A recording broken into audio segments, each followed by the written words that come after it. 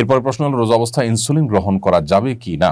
রোজা অবস্থায় ইনসুলিন গ্রহণ করা যাবে, কারণ যে ইনসুলিনটা আমরা গ্রহণ করি সেটা আমাদের আসলে পাকস্থলীতে বা পেটের ভেতরে যায় না, খাদ্যের কাজ দেয় না, এটা জাস্ট চামড়ার নিচে এটি থাকে, যার কারণে এই ইনসুলিন আপনি রোজা অবস্থায় গ্রহণ করতে পারবেন। রোজা অবস্থায় চোখ, নাক ও কানে ড্রপ ব্যবহার করা যাবে কিনা? বোনামিনা, রোজা অবস্থায় আপনি চোখে ড্রপ ব্যবহার করতে পারেন, কানে ড্রপ ব্যবহার করতে পারেন, তবে নাকে ড্রপ ব্যবহার করতে পারেন না, কারণ নাকের যে ড্রপ সেটা আপনার নাকের ছিদ্র হয়ে কণ্ঠনালী হয়ে আপনার পেট পর্যন্ত যেতে পারে, সেজন্য এটা আপনি করতে পারবেন না।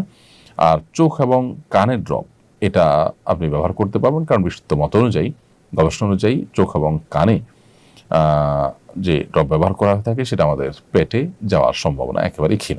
এর মধ্যে একটা তো আছে যে পেটের সাথে যাওয়ার কোনো কানেকশনই নেই, যার কারণে এগুলো আপনি ব্যবহার করতে পারবেন। বিগত রমজানের কাজা রোজা না রাখলে কি সামনে রমজান রোজা হবে না? বোন খাদিজা, এমন কোনো কথা নেই যে বিগত রমজানের কাজা রোজা না রাখলে রমজান রোজা হবে না। রমজান রোজা আপনি রেখে ফেলবেন এবং রমজানের পরপরই বিগত রমজানের যে কাজা রোজাগুলো রয়েছে সেগুলো দ্রুততার সাথে আপনি রেখে ফেলবেন।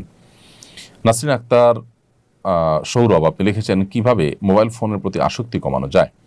বোন নাসরিন আক্তার, মোবাইল ফোনের প্রতি আসক্তি কমানোর জন্য নিজেকে নিয়ন্ত্রণ করা যদি কঠিন হয়, তাহলে সেক্ষেত্রে প্রয়োজনে স্মার্টফোন ছেড়ে বাটন ফোনে চলে আসতে হবে। কিছুদিনের জন্য যদি আপনি চেষ্টা করেন, অসম্ভব কোনো বিষয় নয়।